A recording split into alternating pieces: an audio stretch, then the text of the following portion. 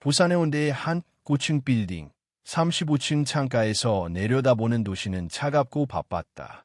이 도시에 있는 모든 숫자와 흐름을 손바닥 안에 넣고 있는 여자가 있었다. 그녀의 이름은 한지은, 나이 35, 중견 재벌 금융회사 하나제이캐피탈의 전략기획팀 팀장이었다. 사무실 안은 늘 조용했다. 그녀의 책상은 단 한 장의 종이도 어지럽지 않았고 커피는 항상 진하고 뜨거웠다. 후배 직원들은 그녀를 냉정한 언니라 불렀지만 누구도 그녀를 싫어하지 않았다. 냉정함 뒤엔 완벽한 실행력과 흔들리지 않는 공정함이 있었기 때문이다. 엔드코트, 팀장님, 이 보고서 확인 부탁드립니다. 엔드코트. 막 입사한 신입사원이 떨리는 손으로 서류를 내밀었다.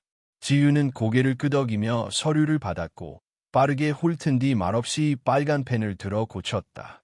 엔드코트, 여기 숫자 틀렸어요.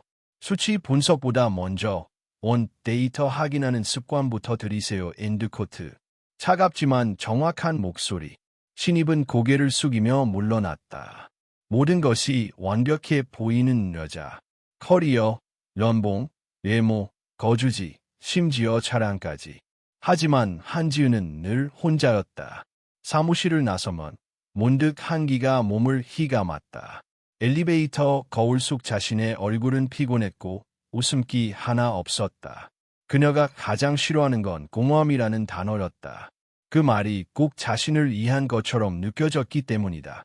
지윤에게도 사랑이 있었다. 2년 전 우연히 친구의 소개로 만난 남자 백승우. 그는 건축회사에서 일하는 평범한 엔지니어였다. 키가 크고 말수가 적으며 눈빛이 따뜻한 남자. 지유는 그에게 끌렸다. 이유는 단순했다. 그가 세상에서 유일하게 자신을 팀장님이 아니라 지은 씨라고 불러줬기 때문이다. 회사 밖에서 처음으로 한준이라는 사람으로 존재할 수 있었던 시간. 그는 말이 없었지만 행동은 진심이었다. 약속을 어기지 않았고 무심한 듯 챙겼고 소소한 감정을 귀하게 여겼다. 그녀는 그런 남자를 좋아하게 되었고 사랑했고 결국 결혼을 결심했다. 엔드코트. 당신 앞에선 내가 그냥 여자이고 싶어. 엔드코트. 프로포즈를 받은 날 지유는 그에게 말했다. 그는 웃었다. 엔드코트. 그럼 내가 세상에서 제일 좋은 남편이 되어줄게. 엔드코트. 결혼은 조용히 가족들만 모시고 치렀다. 일식장 대신 작은 갤러리를 빌려 사진만 찍었다. 지유는 자신이 일군 커리어의 절반을 공동의 삶을 위해 내려놓기로 했다. 집은 지윤이 전액의 70%를 부담해 해운대에 신축 아파트를 구입했고 남편과 공동 명의로 등기를 올렸다. 지윤의 부모는 반대했다. 엔드코트, 너만 손해보는 거야. 재산은 지켜라지. 사람아 믿지 마. 엔드코트. 하지만 지윤은 고개를 저었다. 엔드코트, 아빠, 엄마, 난 사람을 믿어. 승호는 그런 사람이 아니야. 엔드코트. 결혼 후 그녀는 회사를 사직하고 잠시 쉬기로 했다. 그동안 번 돈으로도 몇 년은 문제없이 살 수 있었고 가정을 더 안정적으로 꾸리고 싶었다. 요리도 배우고 인테리어도 직접 손보고 매일 남편을 위해 도시락을 싸줬다. 처음엔 모든 것이 좋았다. 아침 햇살에 함께 일어나고 같이 장을 보고 작은 소파에 앉아 넷플릭스를 보던 시간. 그녀는 처음으로 엔드아포즈, 사람 냄새나는 하루 엔드아포즈를 살고 있다고 느꼈다. 하지만 행복은 그리 오래가지 않았다. 결혼 6개월째 남편의 말 한마디로 그녀의 일상은 흔들리기 시작했다. 엔드코트, 우리 어머니가 올라오실 거야. 혼자 계시기 외로우시대. 엔드코트. 처음엔 반대하지 않았다.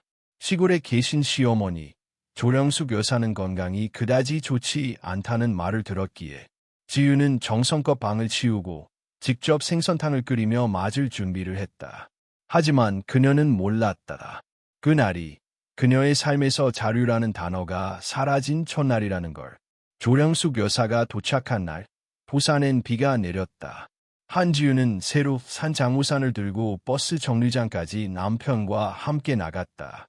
시골에서 올라온 어머니는 큰 여행 가방 하나와 박스를 2개 들고 있었다. 지유는 웃으며 인사를 건넸다. 엔드코트, 어머님, 오시느라 고생 많으셨어요. 엔드코트.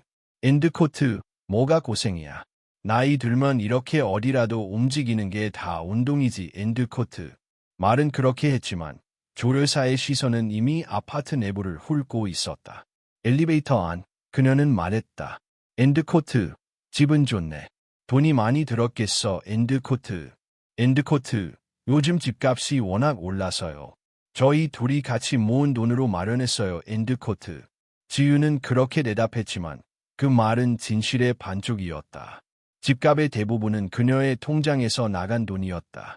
시어머니는 도착하자마자 주방으로 갔다. 냉장고 문을 열어보더니 조용히 한마디 했다. 엔드코트, 이 집은 손이 안 탄 냄새가 나네. 엔드코트. 지유는 웃으며 말했다. 엔드코트, 어머님, 아까 생선탕 해놨어요. 따뜻하게 데워드릴게요. 엔드코트. 엔드코트, 생선탕. 무슨 생선을 썼는데? 엔드코트. 엔드코트, 갈치요. 시장에서 오늘 아침에 산 거예요. 엔드코트. 엔드코트, 갈치는 너무 부드러워. 난 고등어가 더 좋은데. 엔드코트. 그 말 이후로 조 여사의 입에서는 좋다는 말이 나오지 않았다. 집안 구조, 침대 매트리스의 푹신함, 화장실 물 내림 소리까지 그녀의 시선은 언제나 불만족으로 향했다.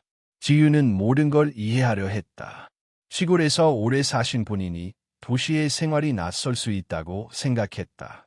하지만 시간이 흐르면서 그 낯설음은 단순한 적응의 문제가 아니란 걸 깨닫게 되었다. 아침이면 지윤이 일어나기도 전에 졸여 사는 거실에 나와 있었다. TV를 틀어놓고 소파에 앉아 있었다. 엔드코트, 며느리, 커피는 안 끓이나? 엔드코트. 엔드코트, 네, 어머님. 바로 드릴게요. 엔드코트. 엔드코트, 요즘 며느리들은 시어머니보다 늦게 일어나도 되나 보지. 엔드코트. 지유는 말없이 커피를 내렸다. 그녀는 여전히 공손했고 정성을 다했다. 하지만 그런 노력은 칭찬이 아닌 당연한 것으로 여겨졌다. 남편 승호는 출근 준비로 바빠 아침엔 거의 대화가 없었다. 저녁이면 피곤하다며 일찍 잠들었고 어머니와 지은 사이의 기류에 대해 묻지 않았다. 엔드코트, 우리 엄마가 좀 예민하신 편이라 이해줘. 엔드코트. 그가 한 말은 늘 그것뿐이었다. 하루는 저녁 식사 후 지은이 식탁을 정리하고 설거지를 하려는데 시어머니가 말했다. 엔드코트, 설거지는 손으로 해야지. 요즘 젊은 사람들은 다 기계에 맡기니 손맛이 없어져. 엔드코트. 엔드코트, 어머님, 저희는 식기세척기를 쓰긴 하지만 필요한 건 손으로 해요. 엔드코트. 엔드코트, 그러니까 남편 얼굴에 피곤이 쌓이지. 엔드코트. 그 말에 지유는 멈칫했다. 무슨 뜻인지 알고 있었다. 그녀는 종일 집안일을 하면서도 눈에 보이지 않는 기대들을 충족시키지 못하고 있었다. 그리고 그 기대는 말없이 점점 더 많아지고 있었다.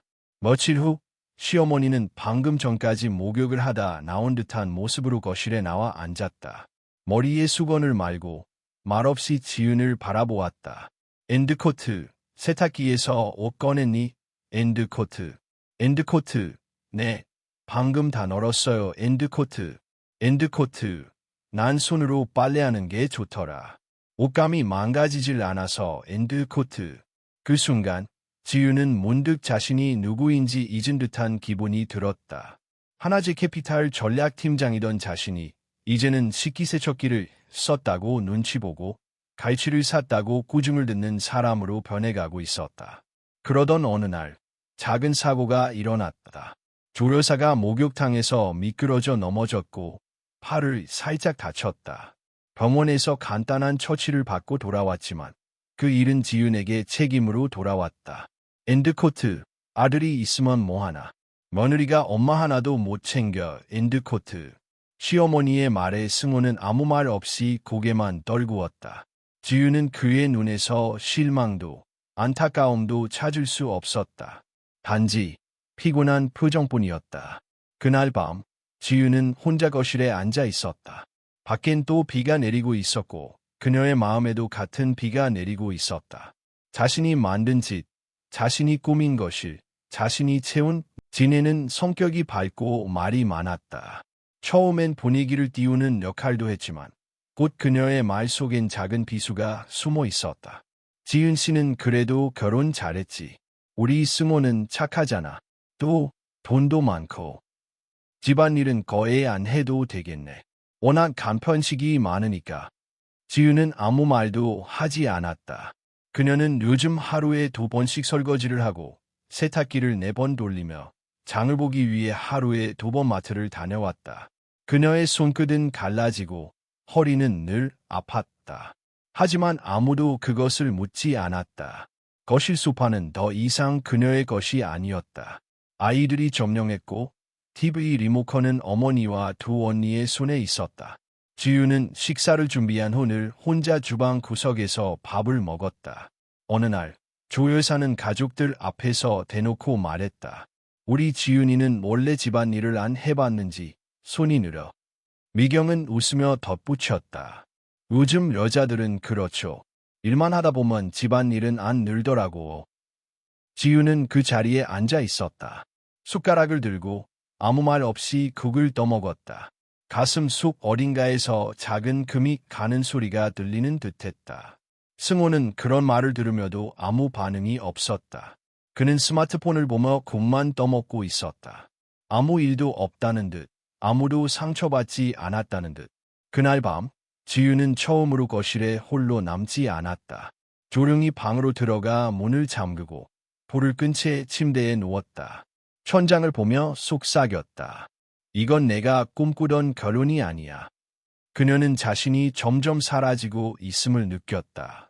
한진이라는 사람은 없어지고 누군가의 아내, 누군가의 며느리, 누군가의 조용한 존재가 되어가고 있었다.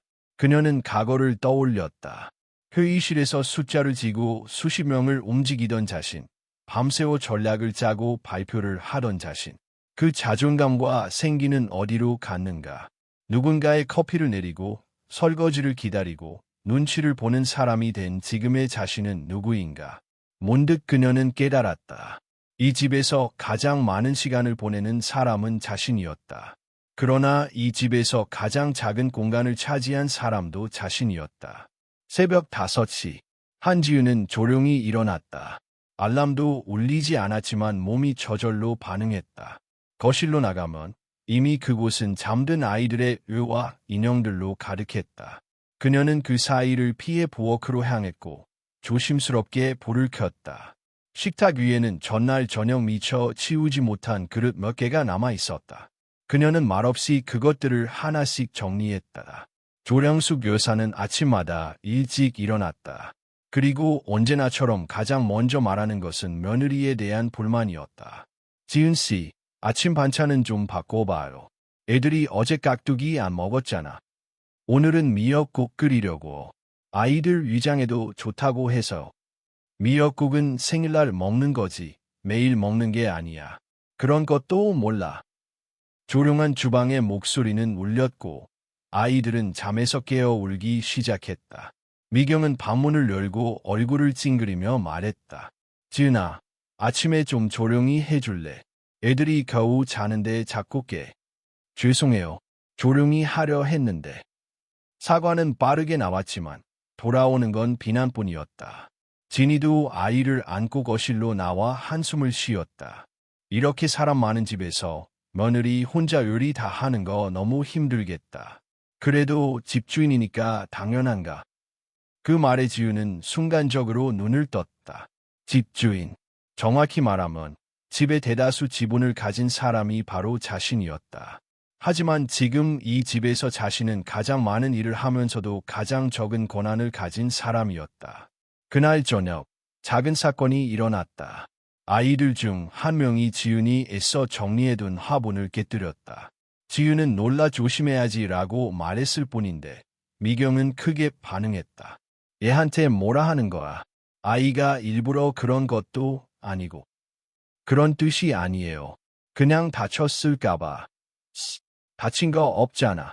그럼 됐지. 조 여사는 그 상황을 보며 한숨을 쉬었다. 며느리는 눈치가 없어. 애 키워본 적 없어서 그런가. 그 말에 지유는 더 이상 어떤 대답도 하지 않았다. 그녀는 말의 끝에 더는 힘을 들이지 않았다. 피로는 몸에서 시작해 마음으로 번져가고 있었다.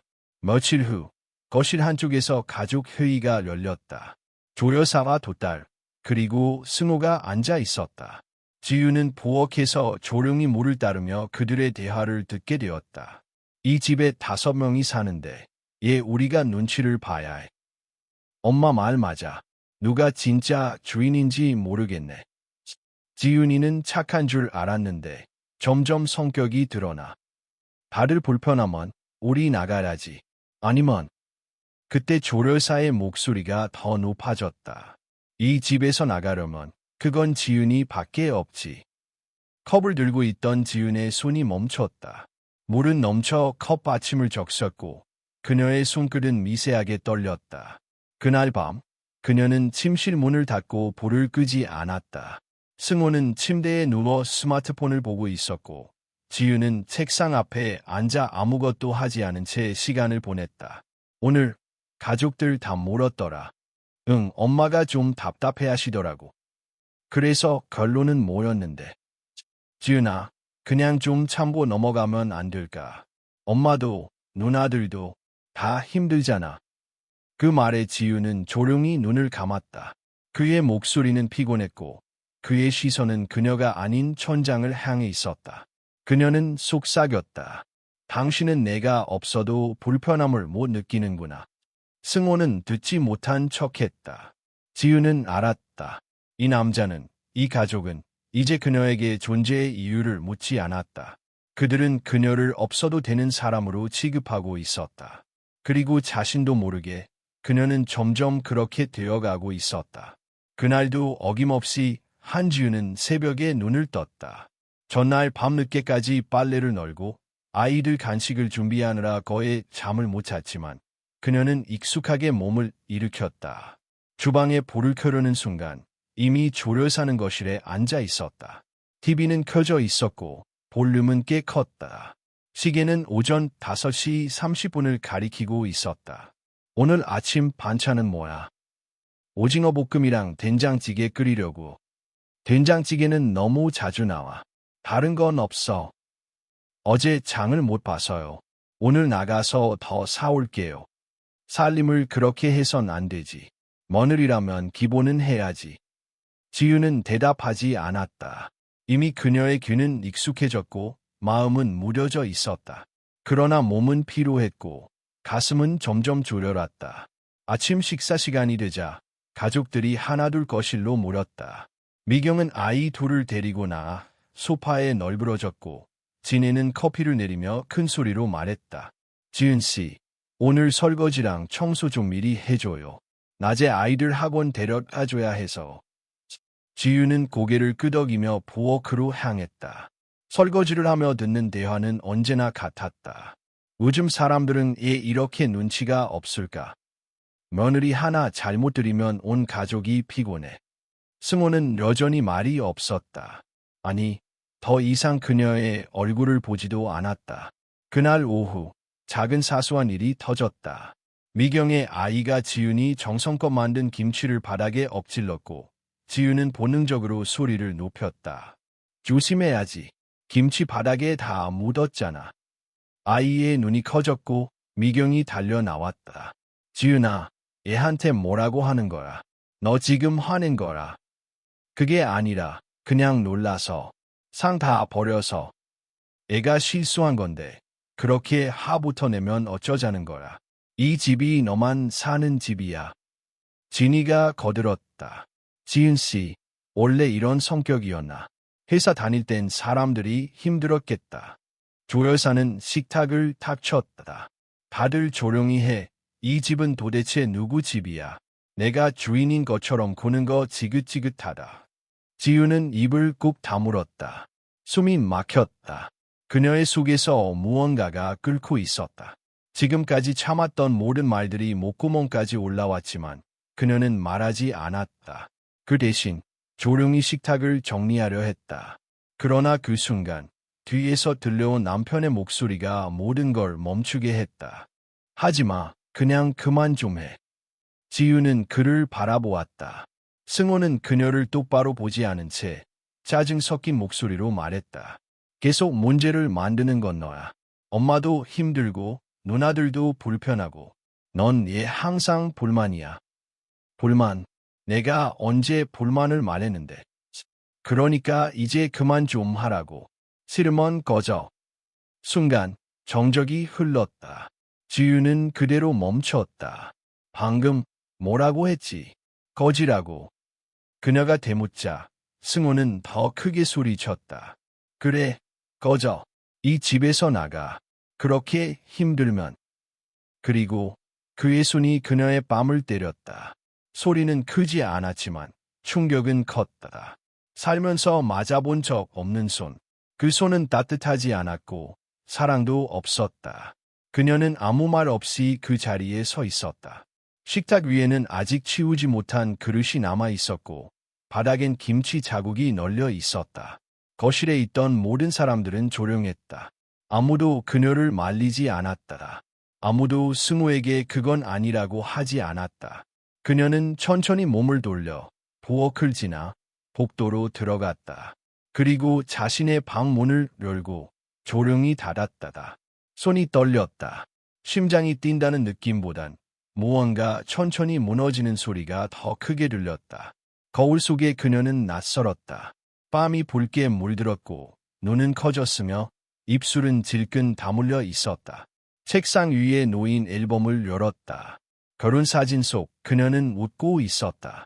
그 웃음은 이제 어디에도 존재하지 않았다. 지유는 침대에 앉아 눈을 감았다. 그리고 아주 조용한 목소리로 말했다. 그래, 이제 그만하자. 다음 날 아침, 집안은 이상하리만큼 조용했다. 거실엔 늘 울려 퍼지던 TV 소리도 없었고 부엌에서 들리던 식기 부딪히는 소리도 들리지 않았다. 조령숙은 뭔가 이상함을 느끼고 방에서 나왔다. 식탁 위에는 차려지지 않은 아침, 그리고 아무도 없는 부엌이 있었다. 엔드코트, 지은씨. 어디 갔어, 엔드코트. 아무도 대답하지 않았다. 잠시 후 미경과 진이도 방에서 나왔고 서로 눈을 마주쳤다. 승호는 여전히 침실에 누워 있었다. 조여사가 문을 열고 들어가 말했다. 엔드코트, 지은이 없네. 아무 말도 없이 나갔어, 엔드코트. 그제야 승호는 천천히 몸을 일으켰다. 휴대폰을 확인했지만 메시지는 없었다. 부재중 전화도, 메모도, 흔적도 없었다. 엔드코트, 설마 진짜 나간 거야, 엔드코트. 그는 혼잣말을 했다. 하지만 그 순간 이미 직감하고 있었다. 그녀는 돌아오지 않을 거라는 걸. 한지우는 그날 새벽 4시 가방 하나만 들고 집을 나섰다. 짐을 싸는 데는 30분도 걸리지 않았다. 이 집에서 그녀의 물건은 생각보다 적었다.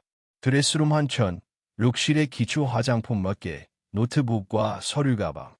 그게 전부였다. 현관을 나서기 전 그녀는 한 번도 뒤를 돌아보지 않았다. 문을 닫는 소리는 작았고 엘리베이터를 타는 동안 그녀는 핸드폰 전원을 껐다. 그리고 택시에 올라 서울로 향했다. 서울역에 도착한 그녀는 바로 부모님 댁으로 가지 않았다. 대신 강남의 한 로펌을 찾았다. 그곳은 그녀의 아버지와 오랜 인연이 있는 법률사무소였다. 과거 결혼 전 혼전계약서를 작성할 때 도움을 준 바로 그곳이었다. 지은씨, 오래간만입니다. 변호사는 중년의 여성이었고 차분한 목소리를 가졌다. 지유는 고개를 숙이며 인사를 했다. 이번엔 계약이 아니라 소송을 부탁드리러 왔어요. 무슨 일인지 짐작이 가는군요. 모든 자료는 준비되어 있나요? 지유는 가방을 열어 파일을 꺼냈다. 그 안에는 혼전계약서 사본, 집등기부 등본, 통장 거래내역, 생활비 지출 내역, 승호 명의의 대출 내역, 그리고 USB 하나가 들어있었다. 이 안에는 집안에서 있었던 일들이 녹음돼 있어요. 특히 어머니와 시누이들의 발언, 승호 씨의 폭언, 그리고 폭력까지. 변호사는 고개를 끄덕이며 파일을 천천히 넘겼다. 혼전계약서에 따르면 집은 지은 씨 단독 소유로 인정될 가능성이 큽니다. 또한 정서적 학대와 가사노동의 일방적 강압, 물리적 폭력까지 있었다면 충분히 손해배상도 청구 가능합니다. 지유는 그 말을 들으며 침착하게 물을 마셨다. 그녀의 손은 떨리지 않았다. 이 순간을 위해 그녀는 침묵해왔고 준비해왔으며 결심해왔다. 그 집에서 나를 지우려 했던 사람들한테 이제 내가 어떤 사람인지 보여줄 겁니다. 변호사는 미소를 지었다. 마침내 엔드아 포즈, 한진 엔드아 포즈, 이 돌아왔군요. 그날 오후, 변호사는 곧바로 법원에 재산권 반환 청구소장을 제출했다. 이어 임시조치 신청까지 병행되었다. 이는 상대방, 즉 백승호와 그의 가족들이 해당 재산에 대해 접근하거나 거주할 수 없도록 하는 법적 절차였다. 며칠 후, 백승호는 법원으로부터 문서를 받았다. 그는 두 눈을 의심했다. 엔드코트, 전 거주지에 대한 즉각적인 퇴거 명령 엔드코트, 혼전계약 위반에 따른 소유권 반환 엔드코트, 심리 일정 통지서 엔드코트라는 단어들이 선명하게 적혀 있었다. 조령숙은 얼굴이 창백해졌다. 지은이 진짜 고소한 거야. 가족을 상대로. 미경과 진혜는 소리쳤다. 그 여자 진짜 무섭다. 이렇게까지 할 줄은 몰랐어. 우리가 뭘 그렇게 잘못했는데. 승호는 아무 말도 하지 못했다. 그는 자신이 쳤던 말 한마디야 휘둘렀던 손 한 번이 이렇게까지 돌아올 거라고는 상상하지 못했다. 하지만 한지은은 단 한 번의 말로 모든 것을 정리했다. 그 집에서 가장 조용했던 사람은 사실 가장 많은 걸 보고 있었어요. 그리고 가장 많이 손해봤던 사람이 결국 가장 강하게 돌아오는 법이죠. 소송이 제기된 후 집안의 분위기는 완전히 얼어붙었다. 법원에서 내려진 임시 퇴거 명령은 아직 집행 전이었지만 그것만으로도 가족들은 불안에 떨었다. 무엇보다도 한준이 이렇게까지 할 줄은 아무도 예상하지 못했다. 조령숙은 얼굴을 찡그리며 소리쳤다. 우리가 뭘 그렇게 잘못했는데. 그깟 말 몇 마디 한 걸로 집에서 쫓겨나게 생겼잖아. 진이가 대답했다. 그 여자 원래 그렇게 계산적인 사람이야. 회사 다니면서도 사람들 밟고 올라갔대. 성격도 더러웠다더라. 미경은 고개를 끄덕이며 거들었다.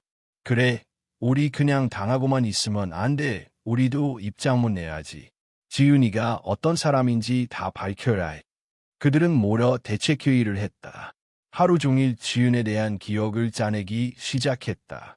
불편했던 말, 감정이 섞인 표정, 어머니에게 퉁명스럽게 했던 대답 하나하나. 그것들을 엮어 이기적이고 차가운 며느리의 이야기로 만들어냈다.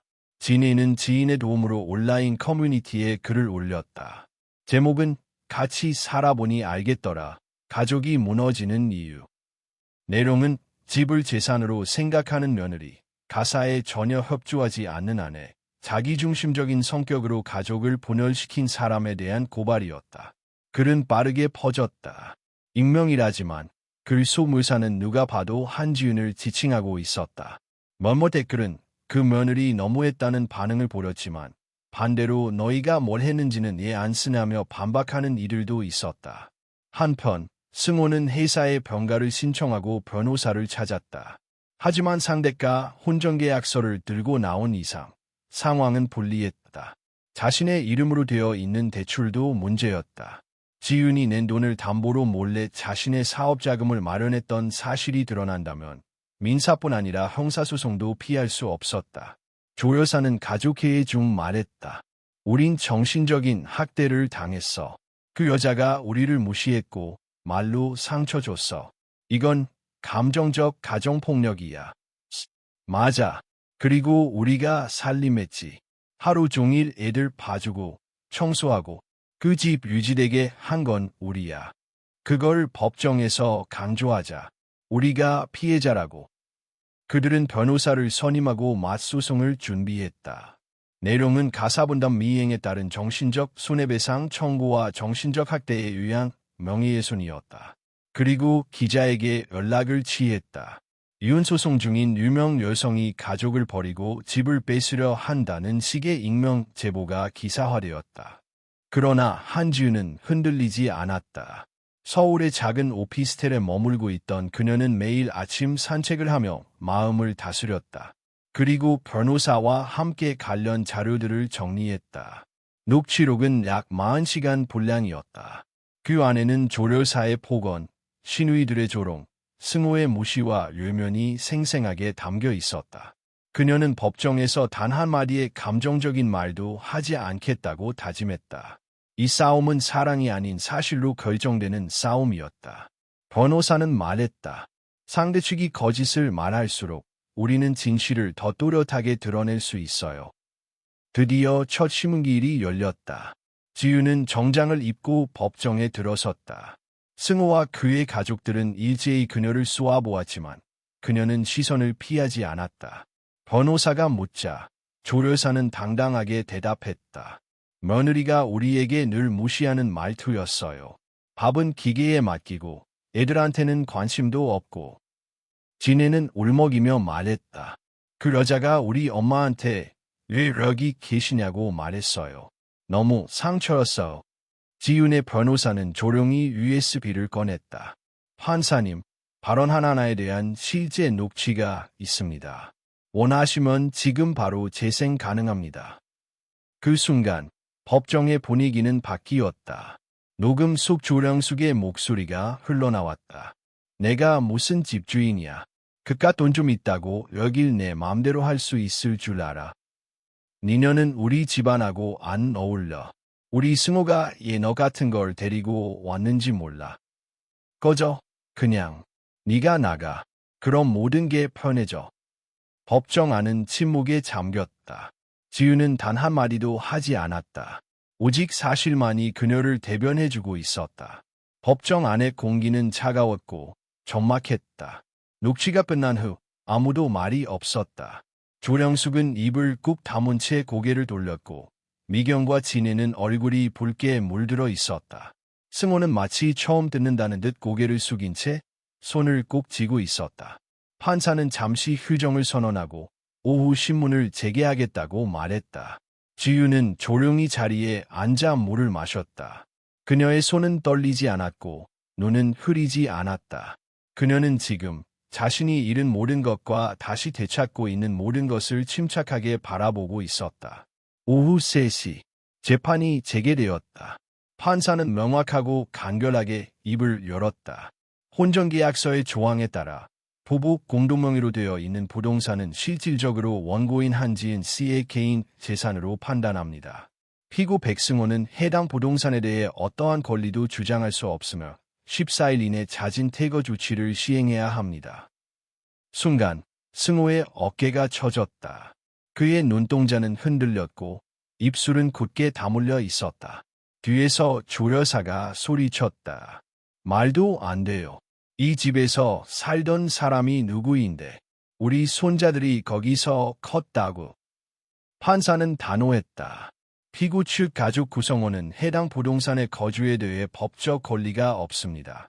또한 원고 측 제출한 녹취 자료에 의해 장기적인 언어적 학대와 정서적 압박이 인정되며 피고 백승호는 이 자료 5천만 원을 지급해야 합니다. 법정 안의 긴장이 한순간에 터져나왔다. 누구도 한지은을 쳐다보지 못했다. 그녀는 그저 판사의 말을 조용히 받아들이고 고개를 숙였다. 밖으로 나오는 길, 승호가 그녀를 붙잡았다. 지윤아, 우리 이렇게 끝내야 해. 지윤은 그를 바라보았다. 그의 얼굴은 피곤했고 눈엔 후회가 묻어 있었다. 하지만 그것은 늦은 후회였다. 그녀가 필요했던 순간 그는 그 어떤 보호도 해주지 않았다. 그녀가 지워질 때 그는 침묵했고 외면했고 동조했다. 지유는 조용히 말했다. 이미 끝났어요. 그때 당신이 꺼져라고 말했을 때 난 이미 나가 있었어요. 그는 말을 잊지 못했다. 그녀는 다시 걸음을 옮겼고 한 번도 뒤를 돌아보지 않았다. 며칠 후 퇴거 명령에 따라 승호와 그의 가족들은 짐을 싸서 나가야 했다. 집은 더 이상 그들의 공간이 아니었다. 그곳은 그들이 무시하고 내쫓으려 했던 한 여자의 이름으로 법적으로 완전히 돌아왔다. 그 집에 들어간 건 지은 혼자였다. 아무 말 없이 아무도 부르지 않고 문을 열자 익숙한 공기와 낯선 침묵이 함께 그녀를 맞이했다. 거실은 아직 그대로였지만 감정은 달라져 있었다. 그녀는 조용히 청소를 시작했다. 벽에 걸린 가족 사진을 내리고 부엌의 그릇들을 정리했다. 아이들의 장난감이 있던 공간은 이제 작은 서재가 되었다. TV가 있던 자리는 책장이 대신했고 식탁은 작은 화병 하나로 꾸며졌다. 그녀는 어느 것도 버리지 않았다. 다만 제자리에 돌려놓았을 뿐이었다. 그녀 자신도 마찬가지였다. 잊고 있던 자기 자신을 조용히 제자리에 돌려놓고 있었다. 하루는 오래된 친구가 찾아왔다. 지윤아, 이겼다는 기사 봤어. 정말 대단해. 어떻게 그렇게 침착하게 싸울 수 있었어? 지윤은 웃었다. 감정으론 못 싸워. 상처가 많을수록 더 조용히 움직여야 해. 친구는 물었다. 이제 뭐 할 거야? 그녀는 창밖을 바라보며 말했다. 다시 일하려고. 이번엔 나만을 위해. 그녀는 다시 이력서를 꺼내 들었다. 예전 직장과 연락을 했고 몇 곳에서 바로 면접 제안을 받았다. 업계 사람들은 그녀의 복귀를 반겼고 그녀의 이름을 기억하고 있었다. 한지은. 사라졌던 그 이름은 이제 다시 빛을 내기 시작했다. 이력서를 보낸 지 3일 만에 전화가 울렸다. 한지은 씨 맞으시죠? 저희 부사장님께서 꼭 뵙고 싶다고 하시네요. 그 전화는 대기업 GN램프, K인베스트먼트의 헤드헌터에게서 온 것이었다. 예전부터 그녀의 실적을 높게 평가하던 업계 관계자들이 그녀의 복귀를 기다리고 있었던 것이다. 면접장에 들어서자 사람들의 눈이 커졌다. 진짜 한지은 팀장님이시죠? 아, 저 예전에 발표 보면서 감탄했었어요. 돌아오신다는 소문 들었는데 직접 뵈니 믿기지가 않네요. 그녀는 웃으며 인사했다. 하지만 예전의 웃음과는 달랐다.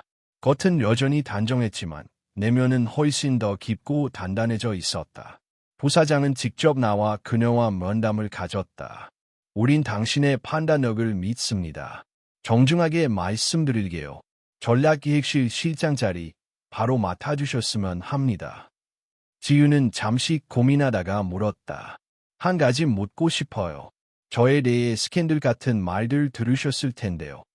부사장은 고개를 끄덕이며 미소를 지었다. 그걸 보고 더 확신했죠.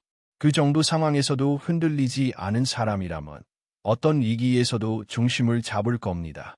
그녀는 그 말에 고개를 끄덕였고 바로 계약서에 서명했다. 한진이라는 이름은 다시 세상 앞에 등장했다. 첫 출근 날, 그녀는 아침 일찍 사무실에 도착했다. 직원들은 예의 바르게 인사를 했고 그녀는 모든 사람과 눈을 맞추며 대답했다. 안녕하세요. 잘 부탁드립니다. 그녀의 자리는 창가 쪽, 도시가 내려다 보이는 곳이었다. 오랜만에 보는 회의실, 화이트보드, 전략 그래프들, 그 모든 것이 익숙하면서도 새로웠다. 그녀는 팀을 수집해 첫 미팅을 열었다. 제가 돌아온 이유는 간단합니다. 여러분과 함께 제대로 일하고 싶어서요. 그녀의 목소리는 단호했고 시선은 흔들리지 않았다. 사람들은 본능적으로 느꼈다. 이 여자는 단순한 상사가 아니라 살아 돌아온 사람이라고. 몇 주 만에 회사는 눈에 띄게 달라졌다.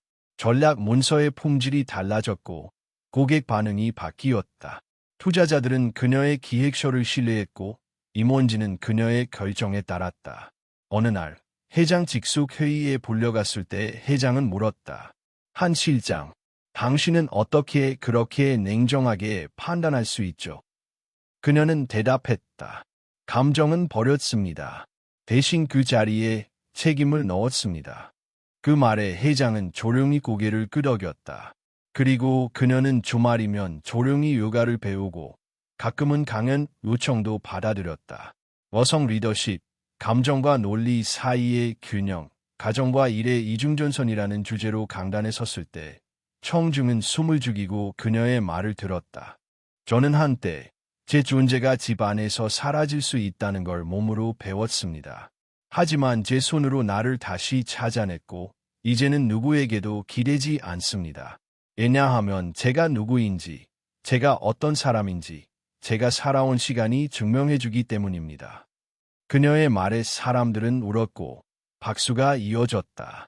지유는 마이크를 내려놓고 조용히 퇴장했다. 과거의 그녀는 이런 박수를 갈망했지만 지금은 필요하지 않았다. 그녀는 이미 스스로를 증명했기 때문이다. 어느 날, 한 통의 전화가 걸려왔다. 등록되지 않은 번호였다. 잠시 망설이다가 받자 익숙한 목소리가 들려왔다. 지윤아, 나라, 승호야. 지윤은 아무 말 없이 기다렸다. 승호는 한참을 망설이다가 말했다. 엄마도 누나들도 지금 다 흩어졌어. 미안하다는 말. 너무 늦은 거 알지만 그냥 내가 잘 지내는지 궁금해서. 지윤은 차분히 말했다. 나 잘 지내. 그리고 당신은 그냥 당신답게 살면 돼. 그것이 마지막이었다. 전화를 끊고 창밖을 바라본 그녀는 더 이상 흔들리지 않았다. 가을의 햇살은 여름보다 부드럽고 겨울보다 따뜻했다.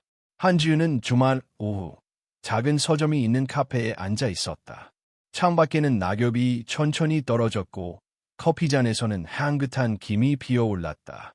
그녀는 책 한 권을 펼쳐 들고 있었다. 제목은 여자, 다시 쓰는 삶.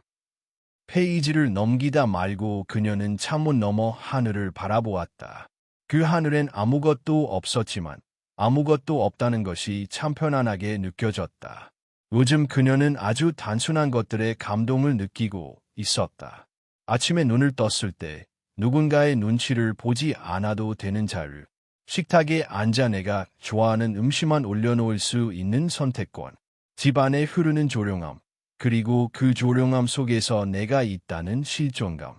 그녀는 어느 날 문득 이런 생각을 했다. 나는 누구의 아내도 누구의 며느리도 아니어도 괜찮다. 그 말은 그녀를 울게 했고 동시에 웃게 했다. 어느 날 오후 그녀는 회사의 옥상 정원에 앉아 노트북을 펼쳤다. 한 통의 이메일이 도착했다. 국제 여성 리더십 포럼의 공식 연사 요청이었다. 주제는 가정과 커리어 사이 여성이 선택할 수 있는 길들. 그녀는 잠시 생각하다가 천천히 자판을 눌렀다. 제가 말하고 싶은 건 하나예요. 우린 언제든 다시 시작할 수 있다는 것. 그리고 그 시작은 반드시 타인을 위한 희생에서 출발하지 않아도 된다는 것. 이메일을 보내고 노트북을 덮은 그녀는 고개를 들어 하늘을 바라보았다. 예전의 한준이라면 누군가를 위해 말했을 것이다. 하지만 지금의 그녀는 자기 자신을 위해 말하기로 했다. 그날 밤 그녀는 혼자 집에 돌아왔다. 문을 열자 익숙한 향기가 그녀를 반겼다. 은은한 라벤더 향, 직접 고른 커튼과 화병, 따뜻한 조명 아래 정리된 것일. 그 공간은 누군가에게는 조용한 집일지 모르지만 그녀에게는 지켜낸 성이었다. 그녀는 거실에 앉아 다시금 조용히 생각했다. 승호에게서 다시는 연락이 오지 않았다. 조련사도 두 시누이도 모두 사라졌다. 그들은 여전히 어딘가에서 자신만의 서사를 만들고 있을 것이다. 하지만 이제 그녀는 그 서사에 끼어들지 않았다. 그들은 떠났고 그녀는 돌아왔다. 한 달 후 그녀는 작은 여행을 떠났다. 혼자서 가을이 깊어가는 강릉의 바다로. 호텔도 조용한 곳을 골랐고 휴대폰도 잠시 꺼두었다. 해변을 걷던 어느 날 아침 한 아이가 모래성 옆에서 울고 있었다. 엄마는 잠시 자리를 비웠는지 보이지 않았고 아이는 무릎을 안고 울었다. 지유는 조심스레 다가가 물었다. 괜찮니? 어디 다쳤어? 아이는 고개를 저었다. 모래성 무너졌어요. 내가 만든 건데. 지유는 잠시 웃었다. 그럼 다시 만들면 되지 않을까? 다시 해도 또 무너질 거예요. 지유는 잠시 침묵하다 말했다. 무너지면 어때? 또 만들면 돼. 처음보다 더 잘 만들 수 있어. 왜냐면 내가 어떤 모양을 좋아하는지 이미 알잖아. 아이는 눈을 깜박이며 그녀를 바라봤고 이내 작은 삽을 들어 모래를 다시 퍼올리기 시작했다. 지유는 그 옆에 조용히 앉아 함께 모래성을 쌓았다. 해는 점점 높아졌고 아이의 엄마가 돌아왔다. 감사 인사를 전하고 아이를 데려간 후에도 지유는 잠시 그 자리에 앉아 있었다.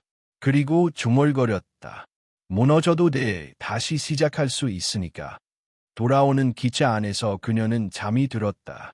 그리고 아주 오랜만에 아무 악몽 없이 깊이 잠들었다.